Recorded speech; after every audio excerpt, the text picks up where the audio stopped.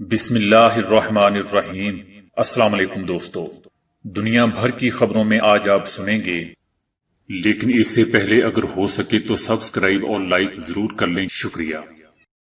صدر رجب طیب اردوان عوام سے علیحدہ ہو چکے، انہیں اپنے محل کے سوا کچھ نظر نہیں آتا۔ سابق وزیر اعظم۔ بھارت میں سمندری طوفان ساحل سے ٹکرانے کے بعد کمزور پڑ گیا۔ سعودی عرب میں مسجد نبوی میں 2.5 ماہ بعد پہلی نماز جمعہ ادا کی گئی۔ بھارت اور چین کے درمیان معاملہ بڑھتا ہی جا رہا ہے۔ کورونا کی ویکسین کورونا کو ختم کرنے کے لیے کافی نہیں، طبی ماہرین۔ صدر رجب طیب اردوان کے ذاتی دفاع کے لیے خصوصی فورس تشکیل۔ بل گیٹس کورونا مائکرو چپ کی بات پر پھٹ پڑے۔ توشہ خانہ کیس میں نواز شریف کے وارنٹ گرفتاری جاری۔ کورونا بحران کے باعث 30 لاکھ افراد بے روزگار ہو سکتے ہیں، پاکستانی حکومت۔ ترکی کے سابق وزیر اعظم اور اپوزیشن کی جماعت فیوچر پارٹی کے سربراہ احمد داؤد نے ملک کے صدر رجب طیب اردوان کو شدید تنقید کا نشانہ بنایا ہے۔ انہوں نے کہا کہ صدر رجب طیب اردوان عوام سے علیحدہ ہو چکے ہیں اور انہیں اپنے محل کے سوا کچھ نظر نہیں آ رہا۔ انہوں نے مزید کہا کہ موجودہ اقتصادی نظام مارکیٹس کے بارے میں کچھ علم نہیں رکھتا اور تاریخ اس نظام کو اس کی نااہلی کے سبب یاد رکھے گی۔ یہ حکمران نظام انصاف کی بنیاد کو بھلا بیٹھا ہے، اس کا خیال ہے کہ انصاف محل میں پرورش پاتا ہے۔ ان کا کہنا تھا کہ حکمران جماعت جسٹس اینڈ ڈیولپمنٹ پارٹی عنقریب ڈھیر ہو کر سیاسی میدان سے روپوش ہو جائے گی۔ آزادی اظہار اور انصاف کا خاتمہ کرنے کے سبب اردوان کی جماعت اپنی مقبولیت سے محروم ہو چکی ہے۔ اس کے علاوہ بین الاقوامی سطح پر ترکی اپنا اعتبار کھو چکا ہے۔ احمد داؤد کا مزید کہنا تھا کہ مستقبل میں ترکی میں جسٹس اینڈ ڈیولپمنٹ پارٹی نام کی کوئی چیز نہیں ہوگی۔ ترکی کے سابق وزیر اعظم نے یہ بھی کہا کہ ترکی کو آزادی اور انصاف کے حوالے سے مشکلات کا سامنا ہے، جبکہ صحافی حضرات پابند سلاسل رہ گئے ہیں۔ بھارت میں سمندری طوفان ریاست مہاراشٹر کے ساحل سے ٹکرانے کے بعد کمزور پڑ گیا۔ تیز ہوائوں اور بارشوں کا سلسلہ ابھی بھی جاری ہے اور آئندہ 2 روز تک بارشوں کا امکان ہے۔ بھارتی ریاست مہاراشٹر کے ساحلی علاقوں ممبئی اور علی باغ میں طوفان کے اثرات کے باعث طوفانی ہوائیں اور تیز بارش ہو رہی ہے۔ تیز ہواؤں کی وجہ سے گھروں کی چھتیں اڑ گئیں، درخت اکھڑ گئے اور مواصلاتی نظام درہم برہم ہو گیا۔ متعدد علاقے زیر آب بھی آ گئے ہیں۔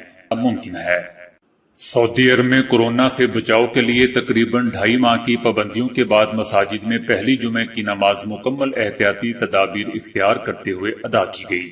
مسجد نبوی میں انتظامیہ کی جانب سے نماز جمعہ کی ادائیگی کے لیے کیے جانے والے انتظامات مثالی تھے۔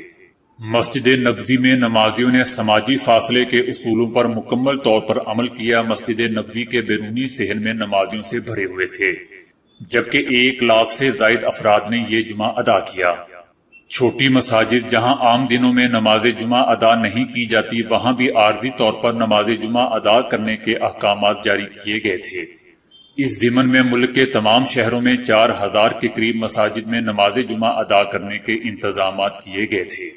حکومت کی ہدایات کے مطابق خطبہ اور نماز کا دورانیہ 15 منٹ رہا اور مساجد کے وضو خانے بدستور بند رہے، جبکہ ہر شخص ہدایات پر عمل کرتے ہوئے اپنی جائے نماز ہمراہ لایا، جبکہ ماسک کی پابندی پر بھی عمل کیا گیا۔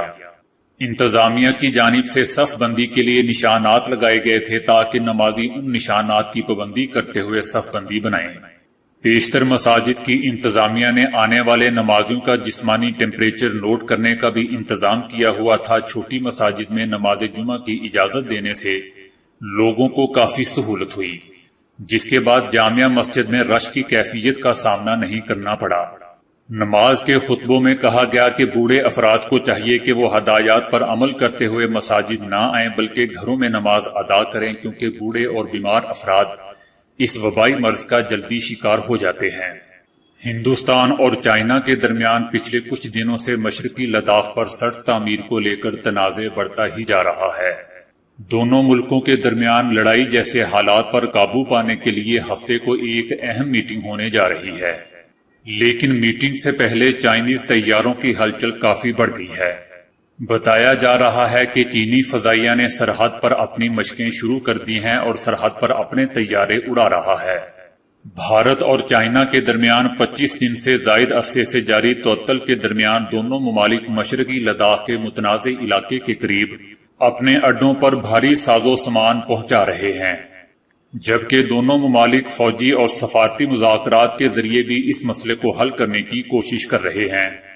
اس وقت دنیا بھر کے کئی ممالک اور طبی ادارے جلد از جلد کورونا کی ویکسین تیار کرنے کے لیے متعدد تجربات کرنے میں مصروف ہیں۔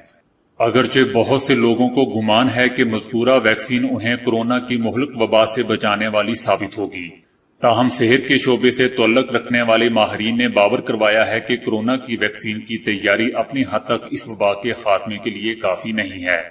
ماہرین کا کہنا ہے کہ کیا ویکسین عمر بھر کے لیے قوت مدافعت فراہم کرے گی؟ بعض ماہرین نے نشاندہی کی ہے کہ وہ ایسی ویکسین پر کام کر رہے ہیں جو انسان کی قوت مدافعت کو سینیٹائز کر دے گی۔ اس کا مطلب یہ ہوا کہ ویکسین لگوانے والا شخص ہمیشہ کے لیے اس ممکنہ متعدی مرض سے محفوظ ہو جائے گا، لیکن ساتھ ہی ماہرین یہ بھی کہتے ہیں کہ بعض لوگوں کے اندر موجود مدافعتی نظام بنیادی طور پر کسی بھی ویکسین کا مثبت رد عمل شاید نہ دے۔ ماہرین کا یہ بھی کہنا ہے کہ ویکسین تیاری میں کئی ماہ بلکہ کئی برس بھی لگ سکتے ہیں۔ دنیا بھر میں حکومتیں اور نجی کمپنیاں کم سے کم وقت میں ویکسین کی تیاری یقینی بنانے کے لیے بھرپور کوششیں کر رہی ہے، تاہم ویکسینز کی تیاری اور ان سے متعلق پیش رفت کی تاریخ سے ظاہر ہوتا ہے کہ کورونا کی ویکسین کی تیاری کا عمل طویل اور پریشان کر دینے والا بھی ہو سکتا ہے۔ لیکن سوال یہ بھی پیدا ہوتا ہے کہ کیا دنیا کے تمام ممالک کورونا کی ویکسین حاصل کر لیں گے؟ اس امر کو یقینی بنانے کے لیے کہ اربوں کی تعداد میں خوراک تیار کرنے کی ضرورت ہوگی، اور اس کے علاوہ اس مقصد کے لیے حکومتوں اور نجی سیکٹر کی جانب سے وسیع پیمانے پر سرمایہ کاری کی بھی ضرورت ہوگی۔ ایک اور بھی اہم سوال یہ ہے کہ کیا تمام ممالک ویکسین کی تیاری اور تقسیم کے طریقہ کار پر متفق ہو جائیں گے؟ بلکہ اندیشہ تو یہ بھی ہے کہ ویکسین تیار کرنے والے بعض ممالک اسے شاید دوسروں کو نہ دیں، اور ہو سکتا ہے کہ کورونا کی ویکسین تک پہنچنے میں ایک طویل وقت بھی لگ سکتا ہے۔ امریکہ کے بلومبرگ چینل نے انکشاف کیا ہے کہ ترکی کے صدر رجب طیب اردوان اپنے ذاتی تحفظ کے لیے ایک خصوصی فورس تشکیل دینے کے منصوبے پر کام کر رہے ہیں۔ اس میں کم سے کم 28,000 افراد شامل ہوں گے جو ریاست کے ماتحت ہونے کی بجائے براہ راست صدر کے ماتحت ہوں گے۔ اس منصوبے پر آئندہ جمعہ کو ترک پارلیمنٹ میں بحث کے بعد رائے شماری ہوگی۔ توقع ہے کہ ترک صدر کی وفادار فورس کو پارلیمنٹ سے توثیق حاصل ہو جائے گی۔ ترک صدر کی وفادار فورس کو خصوصی اختیارات حاصل ہوں گے۔ یہ فورس شہریوں کی شناخت معلوم کرنے، ان کی تلاشی لینے اور شہریوں کے گھروں میں گھس کر گھروں میں تلاشی لینے کی مجاز ہوگی۔ چینل کا مزید کہنا تھا کہ اس کا ایک مقصد اپوزیشن قیادت کو نکیل ڈالنا اور حکومت مخالف ہونے والے مظاہروں کی روک تھام میں پولیس کی مدد کرنا شامل ہوگا۔ لیکن دوستو یاد رہے کہ یہ ایک امریکن چینل ہے اور امریکی چینل کتنا سچ بولتے ہیں آپ سب لوگ جانتے ہیں۔ بل گیٹس کورونا ویکسین پر مائکرو چپ کے دعوے پر پھٹ پڑے۔ انہوں نے اس بات کی سختی سے تردید کی کہ کورونا اس لیے پھیلایا گیا ہے تاکہ انسانوں میں مائکرو چپس نصب کی جا سکے۔ ان کا کہنا تھا کہ اس قدر جھوٹ بولا جا رہا ہے کہ میں کبھی بھی مائکرو چپ جیسے منصوبوں کا حصہ نہیں رہا۔ در حقیقت اس کی تردید کرنا بھی بہت مشکل ہے کیونکہ یہ انتہائی احمقانہ یا عجیب بات معلوم ہوتی ہے۔ انہوں نے کہا کہ یہ جاننا بہتر ہے کہ کن کو خسرے کی ویکسین دی گئی ہے اور کن کو نہیں۔ ایسے نظام جسے طبی ریکارڈ کو ترتیب دینے کی ضرورت ہے جو مدد فراہم کر سکے، طبی عملے کو یہ شناخت کرنا ہوگی کہ کون کورونا سے محفوظ ہے، مگر اس عمل میں کسی مائکرو چپ کو شامل کرنے کی ضرورت نہیں۔ احتساب عدالت نے توشہ خانہ کیس میں سابق وزیر اعظم نواز شریف کے قابل ضمانت وارنٹ گرفتاری جاری کر دیے ہیں۔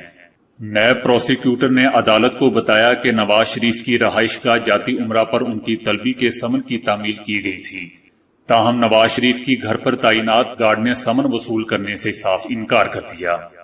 اس پر عدالت نے نواز شریف کی قابل ضمانت وارنٹ گرفتاری جاری کر دیے ہیں، جبکہ آصف علی زرداری کی صرف ایک دن کی حاضری سے استثناء کی درخواست منظور کر لی۔